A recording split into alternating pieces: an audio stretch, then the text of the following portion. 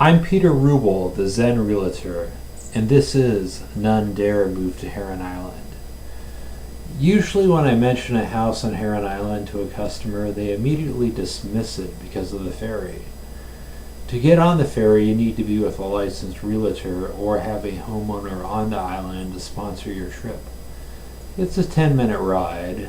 The toll ranges from $16 to $80 depending on the size of your vehicle. I had never been there before. I only had the privilege of enjoying and photographing views of the island from properties in home Washington. The more people ignored the island, the more curious I became. I began to wonder what they could be hiding.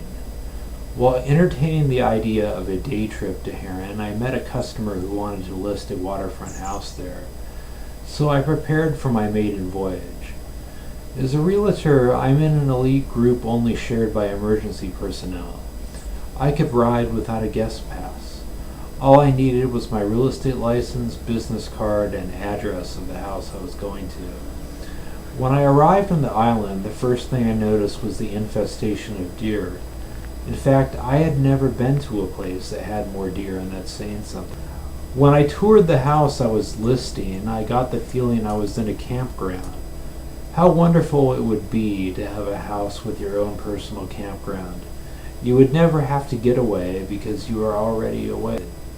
I drove and drove looking for stores or restaurants, and I found none. With a population of over 100 people, Heron Island is rare in the fact that it's the only privately owned island in the Puget Sound. Incorporated in 1958, it is governed by a board of directors that funds the island. The rest of the funds come from the ferry toll.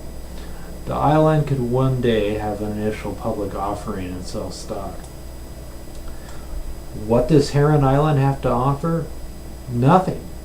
However, those wise in Zen know that nothing is everything. Visitors come to Heron Island like people visited Walden Pond. Free from the variable known as society, there exists what Henry David Thoreau would have described as the undiscovered America. A lack of stores, restaurants, hotels, and resorts help preserve the pristine nothingness. Crime is unheard of, since you can't steal everything. The island is free of dependence on the state. Contact me for a tour. Experience the utopia that is nothing. Chances are you will just be another visitor who says, "Nice place, but I couldn't live there." Heron Islanders would probably prefer that you leave it at that. If you visit a second time, you may be appreciating the attractiveness of a place that wants to keep people away. Come with me and be one of the few who dare live on Heron Island.